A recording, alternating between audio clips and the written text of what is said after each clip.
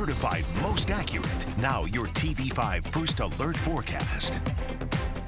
Good Tuesday evening, Mid-Michigan. Chief Meteorologist Chris Easlick with your Tuesday forecast update. Scattered showers and thunderstorms passing through parts of the lower peninsula this afternoon and this evening. No severe weather is expected. We'll have a chance for these rain showers to pass through occasionally right through the overnight and through the day tomorrow, though I do think the coverage drops off overnight compared to what we're seeing now.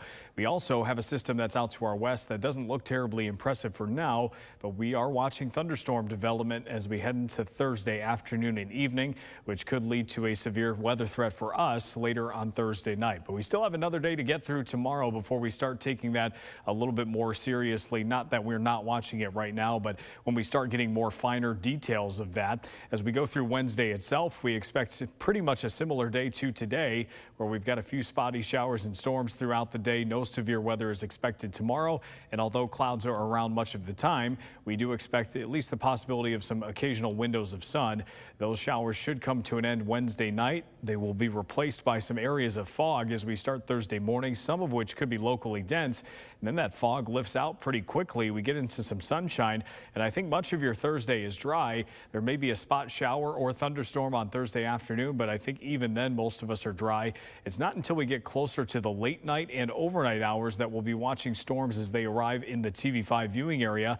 They should move through pretty quickly as well, but this linear formation that this model is showing right here seems to suggest more of a straight line wind threat. However, we still think the ingredients are there that all forms of severe weather are possible when it comes to wind, hail, or an isolated tornado threat, though the wind threat seems to be the highest. Now, the highest confidence in severe weather development is out to our west in portions of Wisconsin on Thursday afternoon and evening. And then you can see the threat remains over the lower peninsula. However, it's a lower threat and then an also lower threat as you go farther to the east. So I think what that's showing you is that there is less confidence the farther east you go. And I think that's the big question that we have as well, is we expect some thunderstorms. What is the intensity like once they arrive? So again, wind is our primary threat with hail behind that.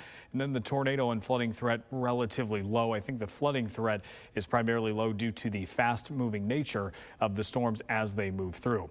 Your low temperatures tonight will be in the 50s and 60s. Tomorrow, we're expecting low to mid 70s away from the lake. As far as the humidity goes, we avoid any miserable levels of humidity, but it will be muggy through the end of the week before we start to see that drop off into the weekend. Your TV5 First Alert 7-day forecast shows temperatures by Sunday back to the mid 60s. We're starting next week in the low 60s. Stay with WNEM TV5 on air, on the go, and online for more news and weather updates.